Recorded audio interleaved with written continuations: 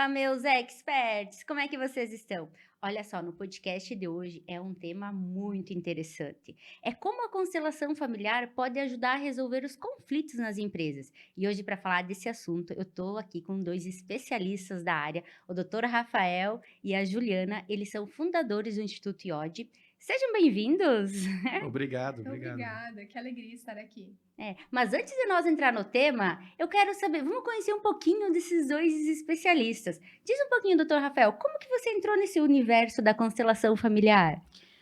Então, a primeira movimento, né, eu não acreditava em nada disso, né? Eu sempre disse assim que eu era muito do mundo cartesiano, né? Eu sou fisioterapeuta de formação e muito voltado realmente para o que a ciência fala, né? E o que o mundo cartesiano estudava. E quando falava em terapias holísticas ou alguma questão integrativa, reiki, eu dizia assim, meu Deus, isso aí não existe, né? Isso aí é perda de tempo. E foi no decorrer da minha vida, dos meus estudos, e eu já tinha ingressado em algo assim que para mim já era bastante, que era a questão da acupuntura, que entende o ser mais globalmente, né? Não tanto uma parte, né? E no ano de 2012, eu me deparei com um problema de coluna, né? Um problema de coluna que requeria uma cirurgia, e essa cirurgia, ela tirava, tinha um risco de raspar, principalmente nos nervos, né, da cauda equina. Quando que é uma parte do nosso corpo? Quando eu me deparei com esse diagnóstico, e eu já sabendo, né, o que poderia acontecer, dentre eles, ou caminhar sempre com apoio, ter, né, os esfíncteres ia ter problemas, ou ter algo mais grave, de terminar numa cadeira de rodas, eu disse assim, não, vou buscar outras alternativas, né? E nessa jornada, nesse caminho, eu conheci, até é de Chapecó, a Marina Bernardi, hoje ela mora em Cascavel, e naquela época eu fui buscar microfisioterapia, que para mim já era estranho, mesmo que sendo da área da fisioterapia, para mim era muito estranho. E aí, nesse movimento da microfisioterapia, eu fiz algumas sessões com ela, ela disse, olha só, Rafael, eu estou trazendo a Itziar Urubi, ela trabalhou diretamente com o Dr. Hammer. Dr. Hammer é um médico que compilou a origem dos conflitos biológicos da pessoa com as doenças. E a gente está juntando um grupo de estudiosos e vai bancar a vinda dela para o Brasil. E foi um momento que, lá em 2014, a gente conseguiu trazer ela, deu um bom investimento em euros aí para a gente trazer ela, e 26 profissionais de todo o Brasil trouxeram ela. E nesse movimento, né, o primeiro movimento, para mim, sempre acostumado a encostar no corpo, né, a pessoa fazer um exame, fazer um diagnóstico, alguma coisa assim, que no meu mindset, eu me lembro que ela tinha duas cadeiras, uma poltrona para o paciente e outra poltrona para ela. E aí, nesse movimento, eu fui um dos primeiros, porque eu já estava com um problema físico, e aí nisso ela disse assim para mim, eu relatei o que tinha acontecido, e ela disse assim para mim, a origem do teu conflito tem a ver com o teu trabalho, né, a tua insatisfação de trabalho, mas principalmente a relação com o teu pai. Aí eu olhei para ela, né, bem cético, assim, disse, não acredito que eu vim aqui ouvir isso, né? E ela disse, sugiro que você procure talvez uma constelação familiar. Então foi a primeira vez que eu ouvi falar em constelação familiar. E nesse momento, quando eu voltei de Cascavel, né, eu me lembro que eu voltei com muita dor, porque aquilo mexeu demais comigo. Porque quando a gente mexe em alguma questão interna, às vezes a cura, ela traz mais dor. Eu me recordo que a Ju já estava nesse movimento. A Júlia já tinha essa abertura, já estava nesse movimento. E num sábado à tarde, ela disse assim, Rafael, tem um grupo de constelação, era num colégio aqui, e tem um grupo de constelação, e quer ir lá participar? Eu disse, tá, né? Já que tinha recebido a recomendação. Então, nesse processo, eu fui lá e foi a primeira vez que eu entrei em contato com essa dita constelação familiar. E eu me recordo que naquele movimento, né, eu disse, como é que esse cara sabe de tudo o que acontecia? Como é que essa pessoa sabe do que acontece na minha vida, o que aconteceu na minha vida? E como é que ele sabe que eu tenho esses pensamentos, esses sentimentos para com meu pai? Como é que ele sabe de onde que veio isso? Tipo assim, como que ele adivinhou tudo isso? Como que ele adivinhou tudo isso? E depois que eu fiz esse processo, tanto a consulta que se chama Nova Medicina Germânica, alguns chamam de Medicina Heilkunde por causa de patentes e tal, né? E depois da constelação familiar, os meus resultados, né? Não precisei mais fazer a cirurgia, tanto é que estou aqui muito bem saudável, né? E os meus exames, né? Os médicos que analisavam, eles diziam assim, não pode ser a mesma coluna. Né? Ou erraram lá na primeira ressonância, ou erraram nessa, que não pode ser a mesma. Então, foi através desse movimento e através dessa minha autocura que eu ingressei nesse mundo, ingressei nesse plano. E aí, queria entender por dentro como é que funcionavam as constelações familiares, porque eu queria entender como é que aquele cara adivinhava, que para mim não poderia ser algo não palpável, né? E onde que eu mergulhei nas constelações familiares. E depois veio a Ju. E como que tu entrou, Ju? Então, eu também venho da psicologia, né? Minha formação, a minha graduação é psicologia e também totalmente do mundo científico. E quando a minha filha nasceu, ela nasceu com várias questões. Então, ela olhava para a parede, chorava e eu precisei buscar conhecimento, né? Que a psicologia não me dava, o que acontecia. Então, eu entrei e comecei a entender um pouco mais do reiki, das energias. E o Rafa já ficou mais teimando e tentando entender e estudando. Eu não, já sou apaixonada por natureza. E já me apaixonei pelo reiki, pela energia. E comecei a participar da época que as constelações ainda eram em porão, né? Que a gente brinca, né? Porque as pessoas iam lá e não sabiam por quê. Então, nessa época, e aí eu virei uma apoiadora, uma pessoa que apoiava e levava muita gente para os grupos de constelação, só porque eu achava aquilo maravilhoso, né? E eu entro como consteladora familiar já no Instituto IOD, então, ao convite do nosso querido Nelson Teston, que já é falecido, mas foi nosso mestre do reiki, de vários conhecimentos, e ele dizia, Juliana, você tem que fazer. E aí, depois disso, então, já iniciei aí estudando constelação aqui em Chapecó, em São Paulo, somos alunos, né, Rafa, os dois da Hellinger, então a gente é formado pela escola da Hellinger Schule, que é a escola original, né, de Bert Hellinger, e a gente vem trazendo esse conhecimento, né, então, e aí vou para o IOD depois do Rafael, né, o Rafael, então, monta o Instituto IOD, que é onde ele começa a entender, compreender e dizer, não, eu quero levar isso para mais pessoas, né, Rafa? Quando o Rafael sempre diz que ele tem um sonho, e nós falamos que esse sonho é nosso, né, todo mundo no IOD, que é que toda a família, pelo menos, deveria ter uma pessoa com conhecimento sistêmico. Né, que toda a família tivesse. Então, eu acho que esse foi muito um divisor de águas que começou a mover nós, né, toda a equipe, a entender e a compreender como as constelações, como conhecimento sistêmico, é uma contribuição para a vida, né? Então, eu digo que eu comecei no mundo mais integrativo com a minha filha. E nenhum filho vem por acaso na nossa vida, né? E às vezes a gente conecta coisas por amor e por dor. Na época foi por dor e hoje é o meu maior amor, né?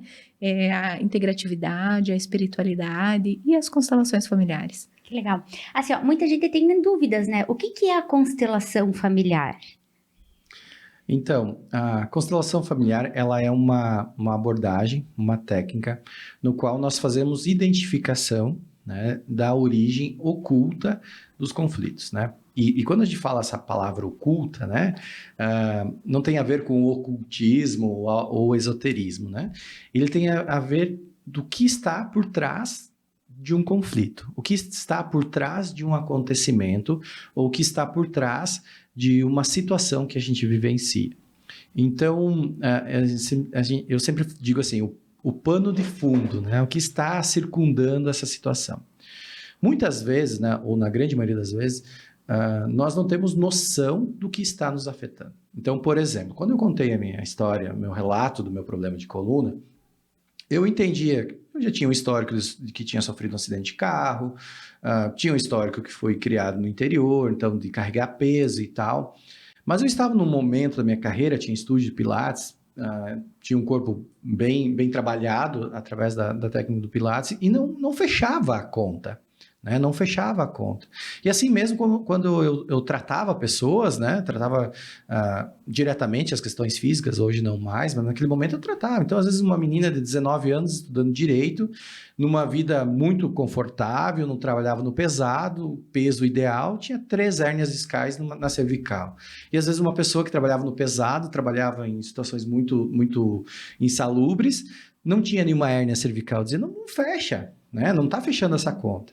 Então, o que a constelação entra? Ela entra para identificar qual é o motivo. Eu digo assim, quando não está fechando a lógica, tem algo oculto que está mandando, que está fazendo com que a gente vivencie isso. Então, por exemplo, quando eu cheguei lá, ela disse, é o conflito com o teu pai. Eu sempre sabia que eu tinha conflito com meu pai, mas eu não imaginava que isso ia me causar um adoecimento. Então, até aquele momento, quando ela me trouxe essa informação, eu disse, uau, nossa, não sabia que isso estava atrás do pano, que eu tenho que curar isso, primeiramente, para depois eu encontrar uma cura mais profunda do meu corpo, né? Então, a constelação, ela entende esse lado oculto, né? Eu falo que o adoecimento, ele sempre começa na alma, começa no nosso sistema, e ele vai passando barreiras até chegar na parte emocional, depois ele vai vir para a parte mental, até chegar no nosso corpo, né? E a cura, né? Seja a cura de doenças, ou a cura de relacionamentos, ou a cura de prosperidade, ou a cura, precisa também fazer o mesmo caminho. Precisa fazer esse mesmo caminho, seja na alma, depois na emoção, depois na mental, para atingir o corpo ou o mundo físico, né? Então, a constelação, ela faz essa investigação. Essa investigação nós utilizamos uma técnica de senso-percepção, né? Então, a senso-percepção é algo inerente ao ser humano. Como eu estudei muito, eu disse assim, não, como é que as pessoas sentem, né? Tanto é que eu descobri hoje que médiums, né? Pessoas médiums, não é um dom, né? A pessoa médium é uma pessoa que teve muitos traumas familiares, então ela se torna muito capaz, né? E eu apontei aqui para o terceiro olho, muito capaz de perceber situações invisíveis, né? Augusto Cury, que é um grande psiquiatra e muito conhecido, né? Pela sua abordagem frente à ansiedade, ele diz janelas killer, né? Janelas assassinas, né? Que é quando uma pessoa tem muitas crises de pânico e ansiedade, ele abre várias janelas. O que isso acontece, né? É um exemplo de traumas. Tem vários traumas que tornam uma pessoa mediúnica, por exemplo. Então, esse movimento de vários traumas, várias situações, fez com que as pessoas vão ampliando a sua senso-percepção. Igualmente, quando uma pessoa, por exemplo, fica cega, ela melhora a sua audição. Então, ela amplia um sentido. Então, um trauma, né, de ficar cega, amplia o sentido da audição. Quando nós sofremos conflitos, seja nós pessoas, né, a gente começa a ampliar a nossa senso-percepção. E a senso-percepção, ela percebe mais do que o que a gente está vendo, né? E isso é muito comum. Às vezes tu chega perto de uma pessoa e tu diz, nossa, aquela pessoa me sugou a energia. Porque aquela pessoa não te fez nada, tu não tem nada contra a pessoa, estava tudo bem. Às vezes tu atendeu alguém na tua loja, ou às vezes tu chegou perto de alguém e aquela pessoa parece que te sugou a energia. E às vezes tu nem te deu conta que foi aquela pessoa, né? Mas como que acontece isso? Através da nossa senso-percepção. Então, a constelação, ela busca essa senso-percepção através de âncoras ou sistemas representativos que vai trazer uma senso-percepção. O que é a senso-percepção? É leve, é pesado, tá ruim, dá vontade de deitar, dá vontade de... E através disso, nós vamos fazendo a investigação para descobrir o que está, né, como eu falei, por trás do pano, né, que está atrás, causando, né, o que a pessoa relata. Que sente. Porque às vezes, né, Ju, tipo, às vezes a gente tá num ambiente, tá legal, chega uma pessoa, tu conversa, parece que, meu Deus, que energia negativa, né? Que pesado que ficou o ambiente.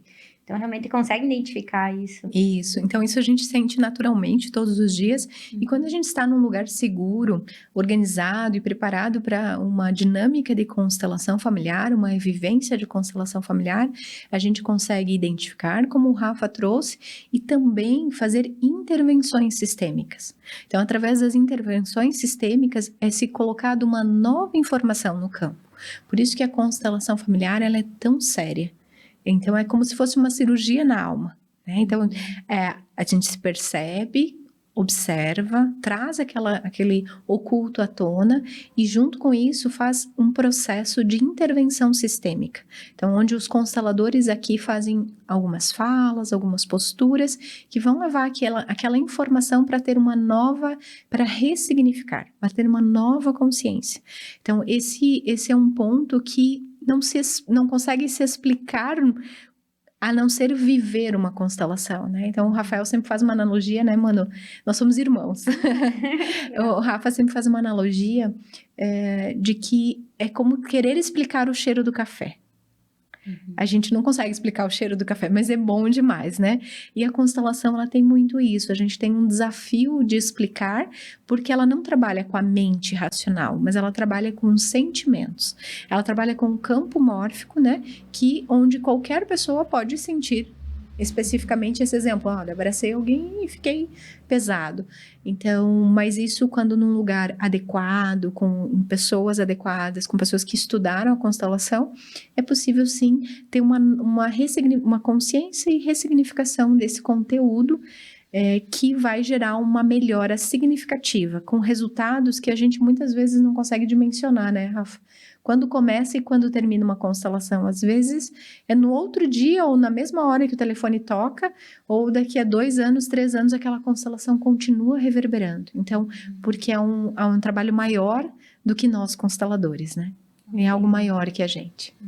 Dá pra dizer que é tipo assim, ó, porque muitas vezes a gente tem problemas e a gente vai colocando como se fosse embaixo do pano, né? Ou do tapete. E chega um momento que às vezes acontece algum problema na nossa vida e que aquilo lá é justamente porque tu não limpou, tu não curou, tu não resolveu aquele conflito, aquele problema que te causa hoje, né? Os conflitos, eu digo assim que o tempo não existe, né? As pessoas dizem o tempo cura tudo. Eu já tenho reservas a essa frase hoje em dia, né? Porque o que nós estamos descobrindo, e isso faz muito sentido porque, mesmo um exemplo, né? Se a gente pegar uma aranha de mentira, a criançada adora, né? Pegar aranha, cobras de mentira e ficar jogando nas outras pessoas, né? Então, tu pegar uma aranha de borracha aqui e a gente deixa em cima da mesa. E aí, sei lá, passa uns 5 segundos, eu pego essa aranha e jogo em você. Você automaticamente vai se jogar para trás, né? Mesmo que você já sabia que ela era de borracha, você já estava brincando com ela, já estava mexendo com ela, e eu te joguei e você teve um reflexo, né? Esse reflexo é um reflexo de defesa, que age antes da tua mente consciente, né? A tua mente consciente sabe que é de borracha, sabe que não vai te fazer mal, só que a mente inconsciente, ela já tem uma memória traumática herdada dos teus ancestrais, assim como todos nós. Então, nós herdamos, isso está encravado no nosso DNA. Tem coisas que são mais coletivas, né? E tem coisas que são mais particulares de cada sistema. Cada sistema que eu falo é uma família.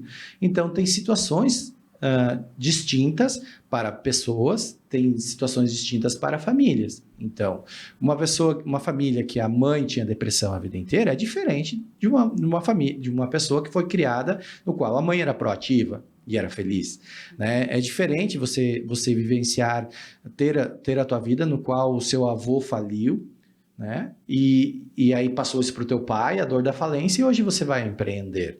Então, nós carregamos os traumas transgeracionais. E esses traumas transgeracionais, eles não estão no nosso consciente.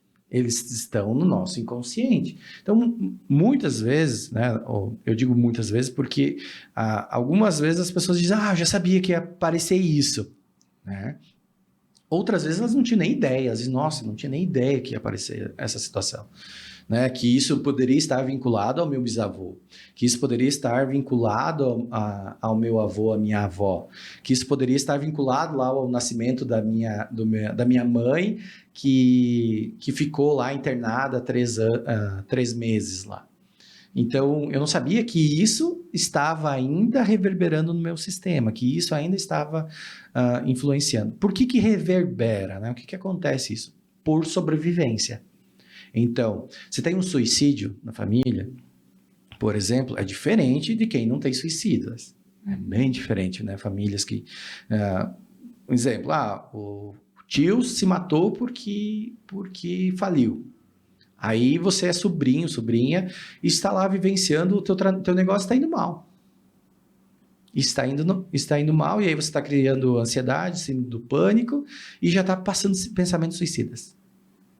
Daí, ou você trabalha em algum lugar. Eu atendi uma médica agora que faz mais ou menos uns 4 meses que ela foi da equipe de enfrentamento, né, do Covid, então ela perdeu, né, ela teve que assinar, né, não digo perdeu porque é a vida, né, mas ela teve que assinar mais de 30 atestados de óbitos, né, então, e hoje quando ela chegou lá para nós, ela não queria mais trabalhar. Imagina só, né? Tu abandonar uma profissão muito bem estruturada como a medicina, largar uma boa renda, né? Uma boa questão de prosperidade, porque tu não conseguia mais lidar com isso. E a gente identificou que ela tinha questões ancestrais. Então, sim, é doloroso para um médico perder vários pacientes, né? Vinculado à pandemia, no caso.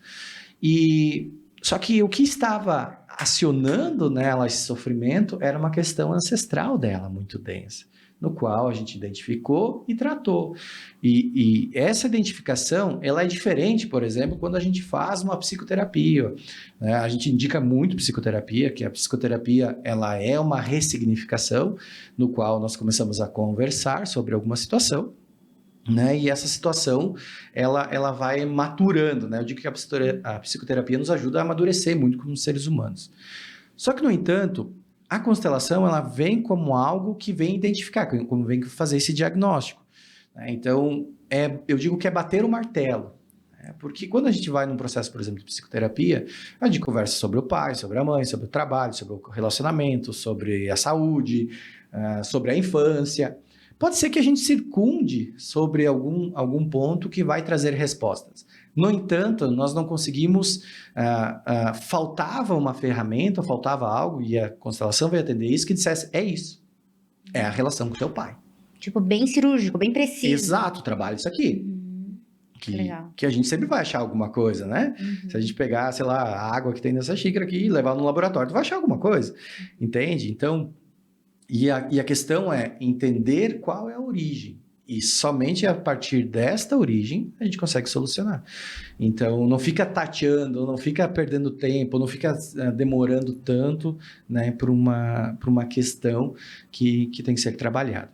Então, a constelação ajuda nesse diagnóstico, ela é mais cirúrgica também, né, porque se a gente identifica uma situação que não foi curada no nosso sistema familiar, ele nunca foi curado por ninguém. E nós somos campos informacionais, situações informacionais. E para que a gente cure essa informação que está dentro das nossas células, nós precisamos implementar ou reprogramar essa informação ou trazer uma nova informação, uma nova consciência para que isso se cure, senão nós continuamos repetindo. A grande maioria das pessoas repetem sem perceber. Exemplo, nós estamos agora a 1.666 km por hora. A gente não percebe, né? E se o planeta Terra der uma freada, em menos de 5 milissegundos a gente vira poeira cósmica, né? Porque toda essa velocidade a gente vai ser pior que uma bomba atômica. Então, nós não percebemos que estamos nessa velocidade. A gente não percebe que a gente está funcionando dentro de um sistema familiar que é ou proativo, ou próspero, ou alinhado, ou que o amor está fluindo, ou vice-versa, né, que está na dor. Então, quando você começa a ajustar isso por ordem, a vida tende a se tornar mais leve e a solução. Aí a Ju trouxe algo, né, que um campo de constelação, ela é como se tivesse uma densidade informacional. Essa densidade informacional está pesando e quando a gente encontra a solução, ele tende a aliviar, soltar. É um exemplo, sei lá, uma pessoa está com muita dificuldade de pagar um boleto, por exemplo, é uma analogia, né? Uma analogia, está com dificuldade de pagar um boleto, tem que pagar um boleto hoje de 5 mil reais, não tem nada na conta, e alguém liga para ele, Rafael, eu quero te pagar lá o que eu estava te devendo há 6 anos atrás, lá os 10 mil. Posso depositar? Qual é o teu Pix? Nossa, paga o Pix e já paga o boleto. Não dá um alívio? Né? A pessoa não sofre mais, né? Amanhã ela não vai dizer, meu Deus, tem que pagar o boleto. Não, resolveu. Então, o que a gente diz assim, que quando dá o alívio no campo, a resposta emerge, aquela situação dissipa, é como se fosse embora. Por isso que muitas pessoas, quando se entregam ao processo da constelação, e o se entregar não tem a ver com acreditar, não tem a ver, sou cético, sou crente na constelação. Não, tem a ver com vivenciar, né? Se eu vou lá na frente e não me alinho com o meu pai, não vivencio isso dentro de mim, a constelação não vai ter efeito, né? Não vai resolver. Então, precisa vivenciar essa situação nova. Eu acho que o que é muito legal na constelação e que faz com que a gente olhe assim, a mente, ela poderia resolver todos os problemas do mundo, né? Por exemplo, uma pessoa que tem um dedo podre para relacionamento, né? Um ditado comum que a gente fala dedo podre, né? Termina um relacionamento, encontra outro, parece que é o mesmo, né? Só mudou de companheiro. Aí você muda de empresa, por exemplo. Ah, nossa, meu chefe era agressor. Aí ele muda de trabalho, ou meu líder é agressor. Encontra outro líder em outra empresa também agressor. Parece que mudou de lugares, mas as coisas continuam se repetindo. Então, esse é um ponto importante de a gente observar na vida. Quando a gente fala de dinheiro, naturalmente as pessoas sabem, né? Ah, isso é a mente, que a gente tem que gastar menos do que ganha. E por que gastamos mais?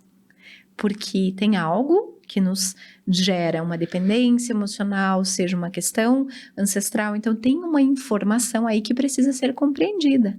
Ou pessoas que trabalham, faturam um monte e o dinheiro desaparece. Essa é uma frase que a gente escuta muito quando falamos de empresas, né? E aí você diz, tá, mas então, qual é a origem disso? Qual que é a raiz disso?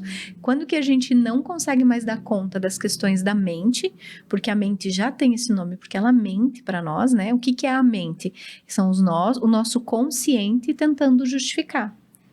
Ah, porque eu não tive tempo, porque eu não me organizei, porque eu gastei, porque furou o pneu, né? Então, mas por que furou o pneu? Por que o dinheiro nunca pode ficar na tua vida? Então, olhar que sempre é sobre você, né? Se tem alguma dinâmica acontecendo aqui na tua vida, é sobre você, né? Então, dizer o que pode estar, a quem eu estou sendo leal, a quem eu estou seguindo, qual é o padrão da minha família que eu estou repetindo. Então, quando a gente começa a se dar conta disso, a gente começa a perceber a importância da constelação na vida. E nas empresas, né, Rafa? Porque imagine só, vamos pensar numa empresa, tem várias pessoas que já vêm com as suas histórias, né, com seus traumas, com as suas vivências. Como lidar, como organizar tudo isso dentro do ambiente, né, da empresa? A primeira coisa que a gente traz, né, tanto é que a gente só trabalha com as hierarquias, né, a gente não trabalha com gestores ou colaboradores, né, porque todo o sistema de uma empresa vem dos donos, vem dos fundadores, o resultado das empresas estão vinculados às histórias familiares dos fundadores, né, então esse é o primeiro passo que a gente identifica. As pessoas que chegam até essa empresa ou não conseguem ficar nessa empresa ou nem chegam, né? Elas estão vibrando na mesma sintonia com os traumas e com as situações, seja, por exemplo, uma dinâmica vítima-algoz, seja uma dinâmica, a pessoa, sei lá, o dono da empresa teve uma história familiar que o pai foi roubado. Às vezes ele atrai um colaborador que vai roubar ele. Né? Então, uma dinâmica vítima-algoz. Fomos vítimas de alguém, só que ainda não curamos isso e trazemos colaboradores que vão nos roubar. Né? Então, por que acontece isso? Né? Tem um vídeo no YouTube que dá para vocês perceberem essas frequências, como funciona uma frequência. Nós somos frequência. Né? Nós somos frequência. O que faz com que eu não consiga atravessar essa mesa é frequências distintas. Se eu fosse a mesma frequência dessa mesma, provavelmente a gente conseguiria, né? Os átomos entrariam em harmonia. Então, existem frequências distintas. Então, na internet, no Google, no YouTube, vocês conseguem encontrar facilmente 2 diapasão. Então, por exemplo, tem lá um diapasão de 430 Hz. Tu coloca um do lado do outro. Né? E aí tu dá uma batida aqui nesse aqui. Ele vai fazer uma vibração e esse aqui vai vibrar também. Né? Porque é a mesma frequência. Aí tu coloca um diapasão de 430 Hz e coloca, sei lá, um de 560. Tu bate nesse, se vibra e esse não vibra. Por quê? Eles estão na mesma frequência. Né? Então, a onda do primeiro diapasão passa para o segundo. Né? É uma onda invisível. Então, nós temos essas frequências. E os conflitos são, eu digo que é sempre a sala escura da nossa vida, para que a gente enxergue uma fresta, enxergue uma saída. Né? Por isso que quanto mais escura está a sala, quanto mais sofrimento a gente às vezes tem na vida, nós temos que procurar as frestas, por onde que a gente vai sair, por onde que a gente vai, o que a gente tem que superar. Então, nós atraímos situações similares à nossa história, atraímos colaboradores similares à nossa história, E para que a gente vá atingindo um próximo nível, ou vá conquistando aquilo que a gente almeja, né, como resultado, como tranquilidade, como leveza, precisa ter um ganho consciencial para que mude a vibração. Senão, nós vamos permanecer naquele eterno sofrimento. O que a gente trouxe também da parte mental é a parte dos labirintos mentais, né? Nós somos dificilmente a gente tem 4 ou 5 personalidades no mínimo, né? Eu digo assim que talvez para a gente fazer um bom acompanhamento, por exemplo, de psicoterapia, tu teria que ter uns 5 psicólogos aí, assim, diferentes para você ir abrir cada partezinha que a gente tem, né? Tem pessoas que têm 20, 25 mentes sobreviventes. São personalidades diferentes. Cada mente sobrevivente é como se, imagina o seguinte, um avião caiu, sobreviveu apenas 2 pessoas.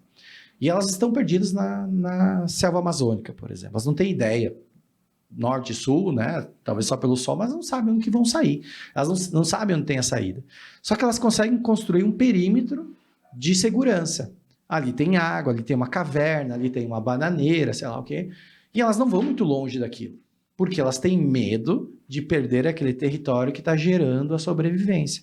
Então, muitos de nós estão presos nos seus problemas internos, estão problemas nos seus traumas, seja da vida, então, por exemplo, eu tenho 40 anos, o que eu vivenciei nos meus 40 anos, seja de traumas intrauterinos, o que eu vivenciei dentro da barriga da minha mãe, ou seja de traumas ancestrais, que é onde que a constelação abrange, né? Situações vividas também pelos nossos ancestrais, até 10 gerações a gente encontra essa situação. Então, muitas vezes nós ficamos em uma zona de sobrevivência e a gente diz, eu não vou sair daqui. É onde que muitas pessoas relutam em buscar ajuda, relutam em resolver.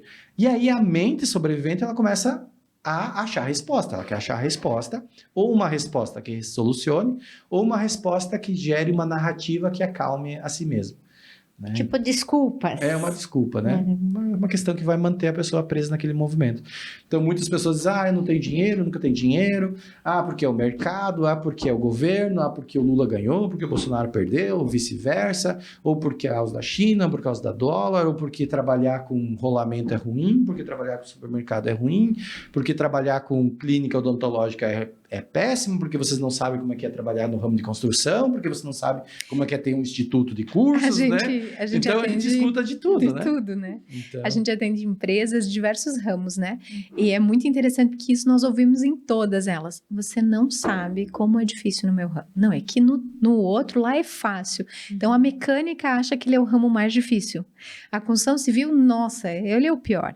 Então, isso são coisas que, na verdade, a gente vê pessoas conseguindo ter prosperidade, abundância, desenvolvendo em áreas que outras estão quebrando e falindo. E é isso que a gente estuda. O que faz com que empresas prosperem e o que faz com que empresas tenham conflitos e não prosperem. E aí a gente percebe, né, Rafa, que isso está nos sócios, que é esse reverberar. Aonde que eu encontro? Eu preciso olhar para os donos, nós precisamos olhar para aquela sociedade. Por exemplo, Ju, eu posso contar um case meu. Então, por exemplo, como eu tinha muita dificuldade com meu pai, o meu pai sempre foi um homem muito autoritário, né? Então, e meu pai é autoritário, de gritar, bater na mesa, virar a mesa às vezes, né? Jogar coisa. E ele dizia assim, aqui quem manda sou eu, aqui não sei o quê, não sei o quê. Quando eu estava trabalhando como profissional liberal, ia lá, trabalhava na UTI, trabalhava atendendo meu cliente sozinho, eu não percebia que eu não tinha liderança. Né? E quando eu construí a minha empresa, construí o Instituto IOD, houve a necessidade que eu tinha que liderar as pessoas. Que eu tinha que liderar, cobrar metas, resultado. E eu não conseguia fazer isso.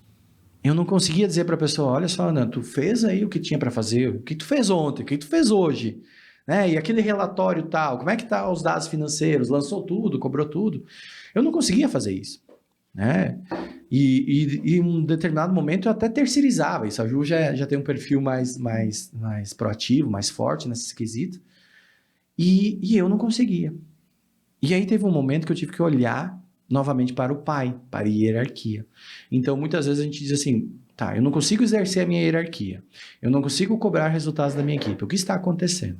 O que eu descobri naquele momento? que como eu tinha uma visão do meu pai muito agressivo, muito autoritário, né, e muito não escutava e era tudo do jeito dele, eu entrava numa negação ao meu pai. Então, o que eu dizia inconscientemente? Eu não quero ser igual a esse homem. Só que aí eu tirei toda a minha força. Eu não precisava ser igual. Só que eu me tornei condescendente. Eu me tornei frouxo, eu me tornei mole. Eu me tornei alguém que não tinha voz ativa, eu me tornei alguém que não cobrava. Aí o colaborador que eu estava lá pagando algo, talvez não entregasse o que eu precisava que entregasse, mas o salário dele estava no final do mês. Né? Eu não cobrava produtividade. E o colaborador não tem culpa. Né? O colaborador ele precisa de um guia, de um norte, de uma direção e de um foco.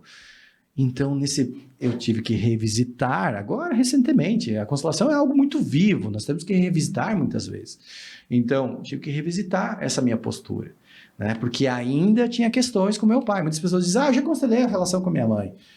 Cara, tu vai constelar a vida inteira, porque se aquela situação tem várias facetas, tem vários lugares que te afetam, né? Então, no caso, assim, por exemplo, tem muitas empresas. E a gente, uma vez teve um momento da empresa que a gente dizia assim, meu Deus, como é que pode? Entra muito dinheiro e sai tudo. Eu e a Ju dizia assim, entra dinheiro e sai tudo. Mas não pode, a gente trabalha no ramo de serviço. Se fosse um supermercado, que tem lá uma margem de 3%, se fosse uma indústria, que tem uma margem muito estreita, mas, meu Deus, se entra 100, sai 100, se entra 200, sai 199. Como isso? O que acontecia? Novamente, foi lá o Rafael revisitar, porque eu sou o fundador do IOD, né? Sou a força principal do IOD. Fui lá revisitar a minha relação com meu pai, porque o pai é o limite. O pai é a pessoa, o papel, a função pai, o arquétipo pai, né? É a mesma coisa, a função presidente. Né? Se você discorda ou concorda com o presidente atual, que é uma pessoa que exerce aquela função, isso é outra coisa. Se ele tem competência ou não para exercer aquela função, é outra coisa. Mas a função presidente está descrita na nossa Constituição, que ele tem para fazer. E a função pai também está descrita na vida. Então, quem ocupa é a pessoa, que é o teu pai, que é o meu pai. Então, nesse processo, quando a gente olha para uma empresa que tem muitos gastos, a gente diz assim, cadê o limite? Cadê o não?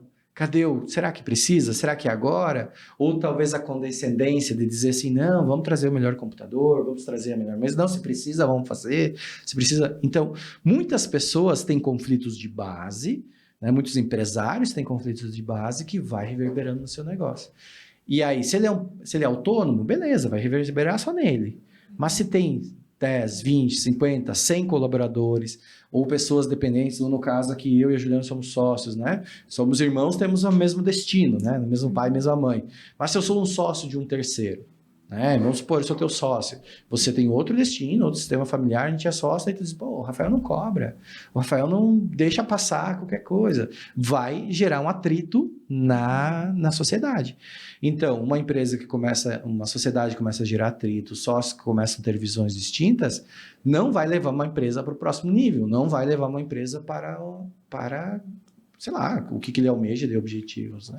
E aí, quando a gente se depara com as empresas familiares, a gente está falando não só de empresa, né? Nós somos irmãos e sócios, mas tem casais que são sócios. Às vezes a família toda trabalha pai, mãe, filho, nora, genro.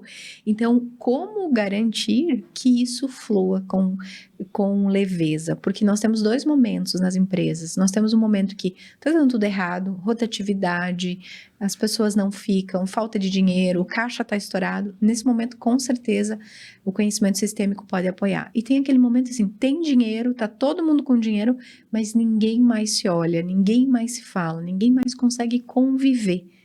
Então, são momentos que é pesado a empresa. Que é pesado. E Bert Hellinger tem uma frase que é essencial e que a gente fala e que a gente trabalha isso na nossa empresa, esse princípio, e procuramos levar para os nossos clientes. O sucesso é leve.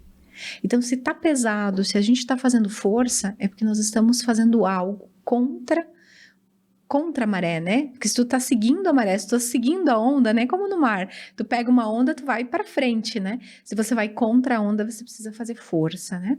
Então, olhar para isso no campo sistêmico empresarial foi um despertar meu e do Rafael já em torno de 5 anos, né, Rafa?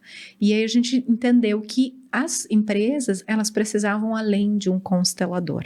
Sim, nós somos consteladores, mas hoje nós nos tornamos consultores sistêmicos empresariais, onde a gente desenvolveu uma metodologia única para atender essas empresas, né? Então, não é mais só uma constelação, que não é só uma constelação sempre é muito profunda, mas as empresas, elas precisam de um contexto, de um conceito, de um trabalho que vai trabalhar todas essas relações.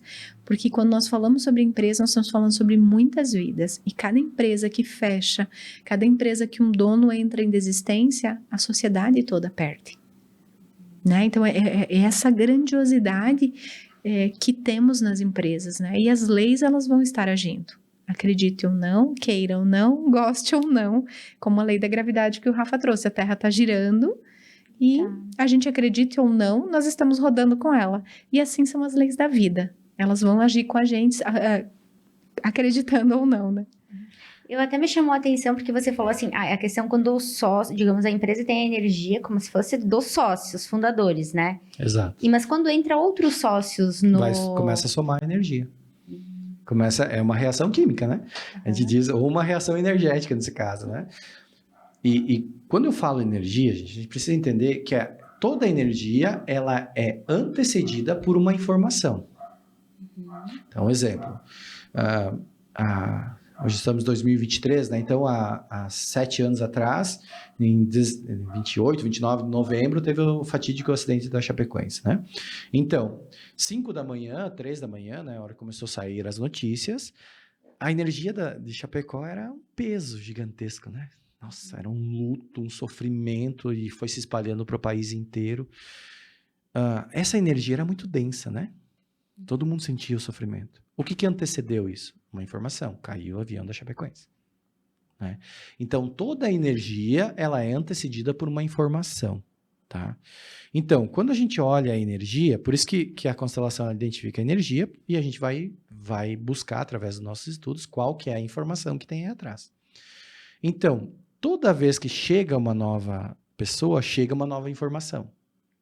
Chega uma nova força, chega uma nova fraqueza, depende do que ele está trazendo. Eu diria que o mais barato na vida seria fazer uma consultoria sistêmica empresarial antes de montar uma empresa. Seria o mais barato. Tem gente que coloca aí 500 mil, 2 milhões, 3 milhões à frente em um negócio, em uma empresa, em uma ideia que não tem força nenhuma, que não tem alinhamento e não tem entendimento nenhum. E traz pessoas que às vezes não se somam como sócios, né? Que uma boa sociedade quando soma-se expertises. Então, por exemplo, uma startup, né? Alguém tem uma grande ideia, tem algo que pode revolucionar o mundo, só que ele não tem dinheiro para produzir. Então, ele tem que trazer sócios e investidores. Ele não vai trazer mais cientistas. Ele tem que trazer um sócio e investidor. E aí precisa alinhar isso, precisa entender isso. Eu, por exemplo, sou muito especialista, né? Então, a linguagem é mais difícil, às vezes afasta o cliente, né? Então, já trabalhei isso muito, mas às vezes a linguagem é mais rebuscada ou mais técnica. Então, provavelmente, se eu vou abrir sociedade, eu vou trazer alguém que tem mais perfil de venda. Ou vou trazer alguém que tem mais perfil, como eu já tenho lá a questão da liderança, já tem alguém com um outro perfil, né, de cobrança ou de feedbacks positivos ou negativos. Então, a partir disso, é um outro movimento. Eu já tenho uma outra força, que é expertise, que é produto. Então, eu começo a olhar as forças internas, né? Então, uma boa sociedade é importante que tenha forças internas e some-se expertises. A partir disso, né? Que juntando vai se dar um bom elemento, né? Que juntos somos melhores do que separados.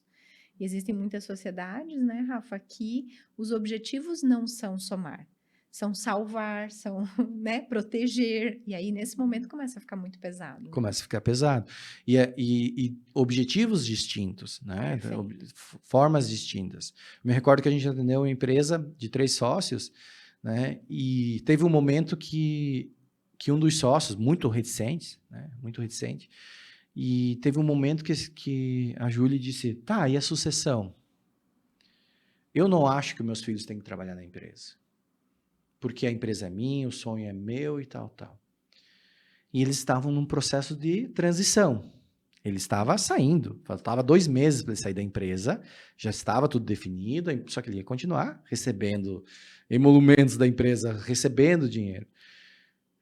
E aí a gente falou para ele assim, ok, você é contra a sucessão, né? Tanto é que você não deixou um sucessor. E a gente não falou só o sucessor filho, não deixou um sucessor técnico, ou não deixou um sucessor na área dele, não construiu uma sucessão.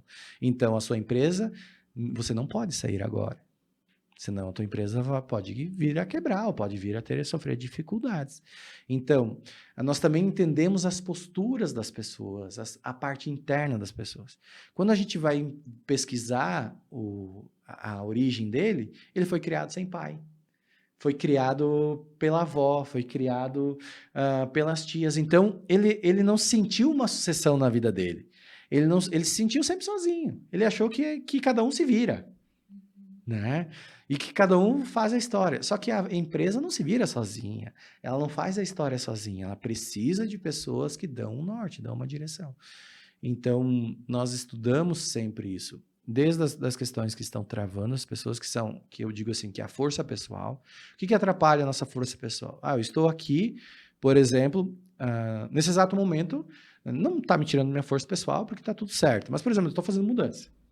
Né? Então, mas a minha mulher está lá acompanhando, está tudo certo. Mas vamos supor que não tivesse ninguém lá. Eu já estaria preocupado. O meu rendimento, a minha criatividade, como funciona o meu sistema, já poderia impactar numa venda, poderia impactar num atendimento, poderia impactar na minha clareza de trazer alguma situação. Imagina você estar numa empresa, está trabalhando, vai lá, trabalhe, nós temos aquele conceito lá, não se mistura amor com negócios, né? Não se mistura vida privada com negócios. Teu filho está doente em casa, teu filho está internado. Tu acha que o teu rendimento é igual? Tu tá se separando. Tu acha que o teu rendimento é igual? Não, deixa lá fora a questão com a minha mulher. O que, sim, se entende sobre isso também, né? O que eu entendo sobre isso é dizer assim, não vamos ficar desabafando sobre os nossos assuntos. Por isso que tem que ter um setor de RH, que tu vai lá e diz, tô me separando e isso está me afetando, né, na minha vida, né? Só que se às vezes tu é o dono não quer ir lá no RH. Né? Ou ele não entende que ele precisa buscar ajuda com um terapeuta. Ele diz assim, não preciso disso. E isso começa a interferir. Aí está lá o pai e a mãe brigando, o homem e a mulher brigando, que é o pai e a mãe de um sucessor, o pai e a mãe de alguém que trabalha na empresa. Aí a mãe diz assim, ou o pai, né, diz assim, meu Deus, a minha empresa é ruim, é pesada, porque trabalhar com mecânica é uma M, porque é difícil. Daí eles chegam para nós e dizem assim, eu não sei o que fazer, meus filhos não querem saber do negócio. Mas o que foi colocado ali? Que é difícil, que é ruim, que é pesado. Ninguém quer ir para um lugar ruim. Conheci um restaurante, vai lá, a comida é horrível, vai lá. Tu não vai, esquece. Né? Tu vai onde que é bom, onde que é leve, onde que tem prosperidade, onde que tem força. Muitas empresas têm muita prosperidade, gente, tem empresas que o problema não é o dinheiro, não é o caixa, já estão muito sólidas, muito consolidadas, quase num estado de excelência, mas eles têm conflitos de relacionamento entre os sócios, entre os irmãos, não se falam. E eu entrei na empresa, né? Eu entrei na empresa justamente atendendo um empresário que estava com câncer de miocárdio. Na época, no mundo empresarial, né, no Rafa? mundo empresarial, e ele veio e eu disse assim, olha, no diagnóstico, ele disse, isso aqui é uma briga, né, que você tem com irmãos, né? É alguém do teu seio familiar, que existe família de origem e família adquirida, né? A nossa família atual. Então, a minha família atual é eu e minha mulher e nossa cachorra. Então, a nossa família atual. Minha família de origem é meu pai, minha mãe, minha irmã, tem outra irmã também. Essa é a família de origem. Então, você tem um conflito na família de origem. Sim, a gente é 3 ou 4 irmãos e a gente não se fala mais. Daí eu disse para ele, olha, você precisa se alinhar com seus irmãos. E aí, a cada atendimento que eu faço, seja uma semana ou 15 dias após, eu faço um retorno para ver como é que a pessoa está, como é que ela identificou aquilo. E um dia antes da sessão, a nossa colaboradora, a secretária, sempre envia uma mensagem de confirmação, dizendo, fulano, amanhã tem teu horário, às 16 horas, podemos confirmar? E nisso a mulher dele respondeu, ele não vai poder ir, porque infelizmente ele veio a falecer, né, ontem, não sei, e tá, tudo bem, meus pêsames. Mas aquilo mexeu muito comigo. Porque eu disse, eu preciso servir, porque a constelação a gente sempre estava servindo algo individual. Uma constelação, eu disse, que tal eu achar algo para as empresas? Trazer esses 4 irmãos, para eles conversarem, para eles se alinharem, né? Já teve situação de empresas que a gente trabalha, que eu digo assim, 1 hora eu seguro alguma treta contigo, mas se eu ficar 5 horas, eu vou largar essa treta. Se alguém ficar cutucando ou ficar mexendo ali, eu vou largar a treta que tem. E já teve, né, situações, né, que a pessoa diz assim, você não sabe, falando pro cunhado, você não sabe que na minha gaveta tem um revólver engatilhado te esperando. Imagina se essa empresa vai ter dinheiro, imagina se essa empresa vai ter harmonia, vai ter sucesso. Sendo que todos nós temos uma senso-percepção. Que é aquilo que a gente está falando aqui no início, né? Tipo, as pessoas sentem. Então, Ele a não arma falou, na gaveta ele falou não na precisa hora. ver, né? Ele falou na hora ali da consultoria. Mas a empresa já estava percebendo isso há muito tempo, né? Já estavam sentindo isso. Então, você é um excelente colaborador, você tem um excelente vendedor, você tem um excelente líder. Esse líder, ele não quer ficar ali, porque ele sente que tem alguma coisa de errado, ele começa a olhar fora, vai embora. Daí os empresários chegam e dizem para nós, agora que eu achei a fulana de tal para resolver o problema, ela não quis ficar, porque ainda tem conflitos internos. Então, olhar esses sistemas, harmonizar esses sistemas, desde a força pessoal, curar a força pessoal, então, resolver os nossos BOs, né, como líder, como dono da empresa. E aí tem uma outra parte que a gente vai para a força da empresa, o que dá força, o que tira a força de uma empresa. Então, por exemplo, uma empresa que não tem hierarquia definida não tem força. Alguém tem que mandar, alguém tem que dar a última palavra. Não é democrático. Uma empresa não é democracia. Porque democracia é um condomínio. O que é democracia é o nosso país, né? Por isso que tem algumas dificuldades, né? Embora é eleito uma hierarquia, né? Mas não é democrático. Ela tem um sistema hierárquico. Ah, mas somos 3 sócios iguais, 33, 33, 33. Todo mundo manda igual. Não é assim. Quem que manda? Quem que dá a direção?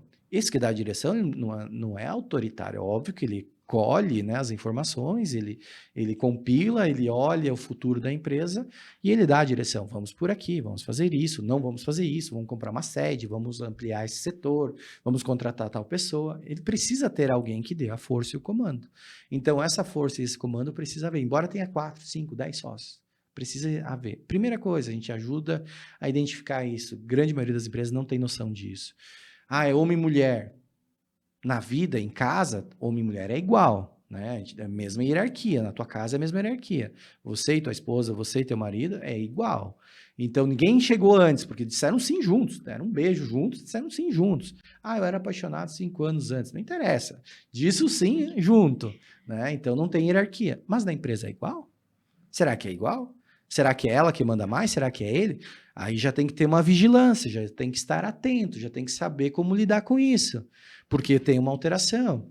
Na vida, por exemplo, na nossa empresa, a Ju é maior do que eu. Né? Hoje nós temos a bênção de ter pais vivos ainda. Então, por exemplo, se não é o caso da Ju também, mas, por exemplo, se falecer meus pais, a inventariante é minha irmã mais velha. Não sou eu, Rafael. Eu posso ser PhD em inventário. Eu posso ter inventado o inventário. Mas não é a lei sistêmica e também a lei dos homens fala que a mais velha tem a força para fazer isso. A mais velha tem a força para tocar isso.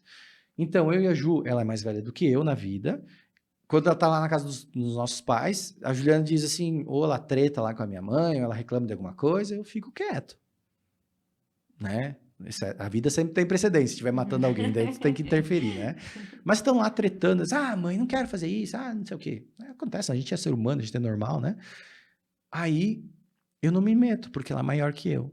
Só que na empresa a gente tem uma inversão hierárquica. Eu vim antes do que a Juliana no instituto.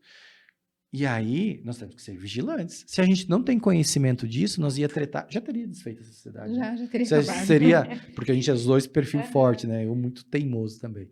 Então, assim, por que não teria vingado uma sociedade? Porque nós não saberia das leis, nós não saberia se comportar, nós não saberia ser vigilantes. Tem pessoas que não precisam se preocupar com isso. Quem não é sócio de co-irmão não precisa se preocupar com isso. Quem não é sócio de marido e mulher não precisa se preocupar com isso. Tem outras preocupações. Quem é sócio de familiares, que é a grande maioria das empresas que a gente atende, limitadas, que tem uma rede de confiança, né? A gente trabalha diretamente com isso, para alinhar essas relações. Então, a força da empresa. E o terceiro ponto que a gente vê é a força do produto, a força do teu negócio. né? Então, se você colocar o Rafael lá num posto de gasolina, será que ele vai ter força para prosperar? Não sei, né? Eu acho que não, né? Então, nós precisamos entender o que é uma força de negócio e o que não é uma força de negócio. O que é uma força de produto e o que não é uma força de produto, né? Tem algo aí da tua história que te trouxe aqui para estar sendo uma comunicadora, uma produtora de conteúdo que faz com que tu tenha força. E se você tem força pessoal, tem força na empresa, no teu negócio, no alinhamento do negócio, e tem a força do produto, eu sempre digo assim, eu brinco com os meus alunos, meus clientes, digo assim, eu rasgo todos os meus diplomas e paro de fazer o que eu faço, que você não vai prosperar. Se você tem a força pessoal, se tem a força da tua empresa e tem a força do produto, eu duvido, é impossível uma pessoa não prosperar. É impossível. E aqui não é só prosperidade financeira, é prosperidade de relacionamentos, é conectar com facilidade clientes, colaboradores, né? Fazer com que as coisas aconteçam de forma simples e maravilhosa. Isso é possível? É. Tanto que hoje a gente recebeu um convite seu, né? Não foi maravilhoso? É simples. Sem força, né? Então, quando a gente começa a estar mais organizado internamente como empresário, a empresa começa a estar mais organizada. E aqui é a chave. E eu digo, como tu falou antes, a questão de ser simples e o negócio fluido como uma água, assim, né? Indo. Porque às vezes, então a gente pode dizer assim, ó, me corrige se eu estiver errado. Quando tiver alguma coisa que tá emperrando, o negócio não vai, é o momento de tu parar e procurar ajuda, né? Tipo, cara... Eu digo que é levar a empresa para terapia, né? Literalmente. Tu precisa levar a empresa para terapia. O teu negócio para terapia. E a gente sempre diz que hoje você está trabalhando no teu negócio, né? Tá aqui. E existe a maneira de trabalhar o negócio, né? Trabalhar o teu negócio, olhar para o teu negócio. E algo muito mais profundo. Tem muitas consultorias estratégicas, consultorias financeiras, consultorias de gestão que nos chamam. Que eles já têm consciência que se os sócios não estão alinhados, tu pode trazer os melhores processos. Tem muitas empresas que dizem assim, eu contratei a consultoria da Dom Cabral, a melhor de não sei o quê, e não funcionou. Essa consultoria não serve. Será que é a consultoria que não serve?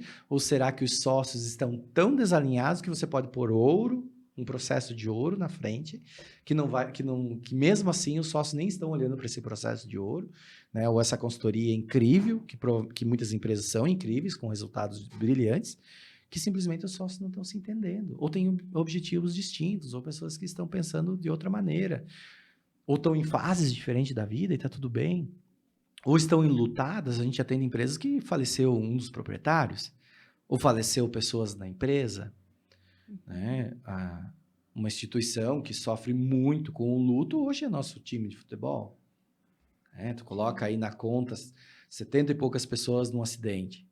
É muito peso. É muito luto. Aonde que tem lá o território da Boate Kiss? Alguém se arriscaria em montar uma outra boate naquele mesmo terreno? Será que se arriscariam?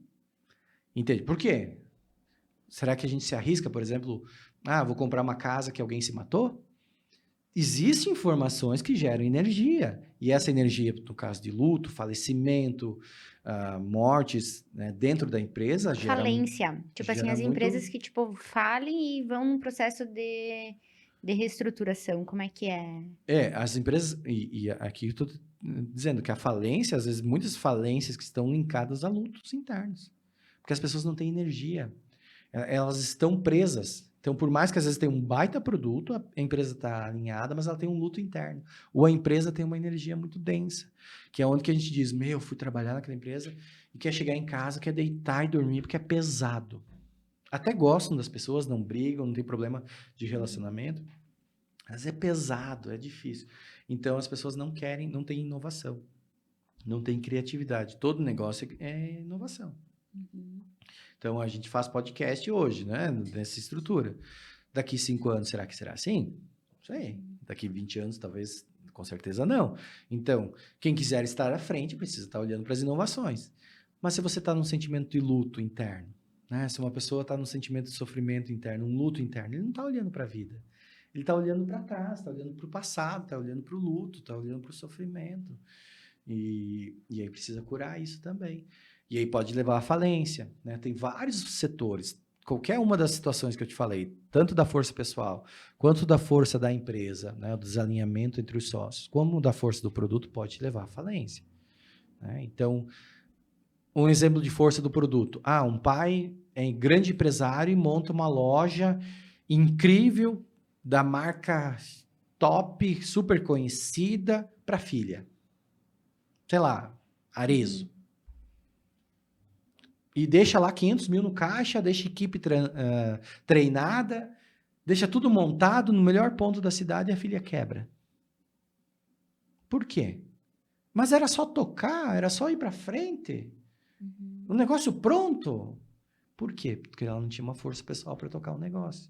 Então, tem várias situações que fazem, né? Além, né, de, claro, ter algo que vai interferindo. Que legal. E essa questão da escassez? Porque muito, né, as empresas às vezes falam, as pessoas tipo, como quebrar a questão da escassez? Tipo, né? Porque às vezes as empresas são escassas, né? A escassez, Ju, quer falar? Sim, deixa eu contribuir aqui, porque uma boa parte da escassez está por não conhecer os seus números. Então, quem não conhece os seus números, não mede. Quem não mede, não melhora, não evolui. Mas tem uma dinâmica que é muito comum, que a gente encontra, que é a questão da mistura do dinheiro. Ainda existe muitas empresas onde o empresário não recebe salário, ou prolabore, ou resultado, o nome que for aqui não importa, mas não retira a sua contribuição, né? Ou pessoas que não trabalham na empresa e retiram dinheiro da empresa. Isso acontece, por exemplo, meu filho trabalha comigo e ele não tem salário, mas ele tem o que ele quiser. Então, isso começa a não ter clareza do dinheiro. Então, a primeira coisa quando a gente fala em prosperidade, a gente tem que olhar para o fluxo e para a clareza. Então, organizar a prosperidade. Então, se as pessoas trabalham, elas têm que ter uma remuneração adequada com a sua função, não adequado se você é dono ou filho do dono. É o cargo. Se é um filho de dono que está fazendo limpeza no chão, ele tem que ganhar um salário correspondente à função. Se ele está como assistente, ele tem que receber o salário de assistente. E se ele está como gerente, ele recebe um salário de gerente. Então, quando a gente começa a organizar remunerações com o cargo, neste momento a gente começa a alinhar muitas coisas. Separar o caixa, pessoa física e pessoa jurídica. Juliana, mas isso é óbvio. Todo mundo faz? Não. 90% das empresas tem tudo misturado. Né? Por que tem tudo misturado? Porque falta, é como se existisse uma restrição em olhar para o dinheiro. E sempre que a gente começa a não olhar para o dinheiro, a gente tem que voltar lá para a nossa história familiar. Quem não olhava para o dinheiro? A mãe? O pai? Ou um não contava para o outro, né? Então, o que nós percebemos? Que os sócios levam as suas questões familiares para dentro da empresa. A forma como a mãe, imagina nós 3 sócios, né? Nós 2 aqui temos a mesma mãe. Então, lá em casa, quem controlava o dinheiro é a mãe. Aí, na sua é o pai. Daqui a pouco, você vai ter um determinado... Não, quem tem que controlar o dinheiro é o Rafael. Não, o Rafael vai lá, não, tem que ter a Juliana ou a Ana. Então, a gente começa a perceber que o reflexo do dinheiro está muito conectado a como os sócios lidam com os seus conflitos emocionais, né? Então, por que eu preciso perder muito dinheiro? Lealdades familiares, mas também muito a desorganização. Né? Então, são pontos importantes e pontos de território, né? Que é um ponto que a gente não trouxe aqui, mas muitos de nós já vimos, né? Uma loja abre num ponto, meses depois fecha, abre outra, fecha. Sabe aquela sala comercial que está sempre para alugar? Parece que nada ali flui. É coragem de quem abre um negócio numa sala comercial que está parada, né? Que há muito tempo ninguém consegue prosperar. Então, todas essas informações de território também estão nos locais das empresas, que é isso que o Rafa trouxe. Abriríamos eu nem diria uma boate, né? Qualquer empresa naquele território que morreu muita gente, eu não abriria. Só que muitos de nós não sabemos as informações dos territórios, né? Então, começamos negócios, que é o que o Rafa falou lá em determinado momento, colocando dinheiro sem antes olhar para nós sócios. Olhar para o dinheiro. Às vezes aqui a gente acha que é um gasto, investir em uma consultoria sistêmica, em olhar para os sócios, olhar para a relação, fazer acordos, né? Muitas pessoas falham porque eles não se suportam mais como sócio. A empresa quebra. Para que acabe de uma vez essa sociedade. Por que acabar de uma vez? Porque eles não conseguem se olhar no olho e acabar a sociedade. Então, a falência, ela tem muitas portas, né? É quase um multiportas. E nós, com o conhecimento sistêmico, vamos entrando nessas portas e checando aonde que pode estar esse ralo financeiro. Eu digo que a escassez está vinculada à tua falta de olhar para a vida. né? Quando você não está olhando para a sua vida, você está na escassez. E aí nós temos que... Porque o dinheiro é vida, né? O dinheiro, ele serve a vida. O dinheiro, ele não tem um propósito maior do que esse. Que é um baita propósito, ele serve a vida. Então, quando estamos presos na escassez, nós estamos presos em algo que nos está levando para a morte, ou para a dor, ou para o sofrimento. Então, quando nós estamos olhando para a vida, o dinheiro vem. Quando nós estamos voltados para a dor, o sofrimento, ou para a morte, ou questões que levam à morte. O que eu falo de questões que levam à morte? Se trata sempre de vida e morte. Então, não a morte em si, né? Que não é um problema. A morte é uma passagem, né? No meu conceito. No entanto, assim, tanto a gente caminhar para a vida como caminhar para a morte é um sentido. É uma direção que a gente está indo. Quando alguma pessoa, por exemplo, está presa num trauma de infância, ela não conseguiu superar um trauma de infância, ela não está olhando para a vida.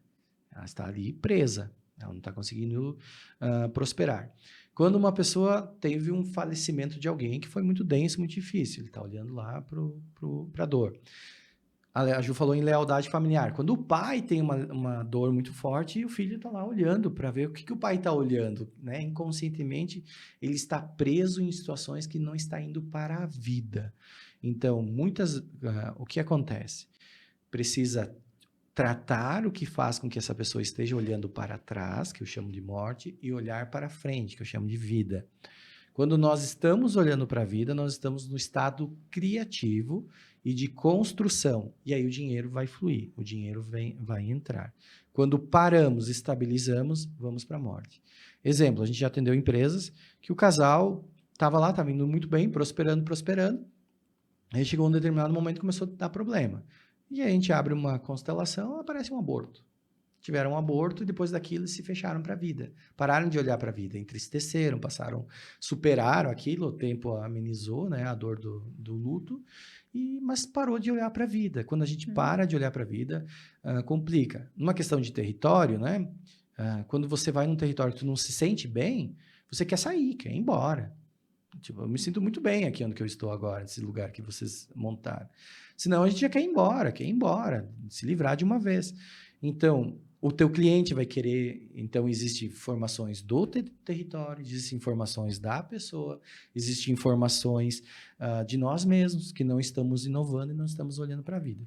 O dinheiro e o relacionamento, ele tem a mesma vibração, um relacionamento amoroso, né? Imagina, por exemplo, uma pessoa que tem muito a postura de vítima, né? Posturas internas, a gente trabalha muito posturas. Uma postura interna de vítima. Reclama de tudo é ruim, tudo é péssimo, a vida dele tudo é difícil. O dinheiro não vai olhar para essa pessoa, vai dizer, tô fora.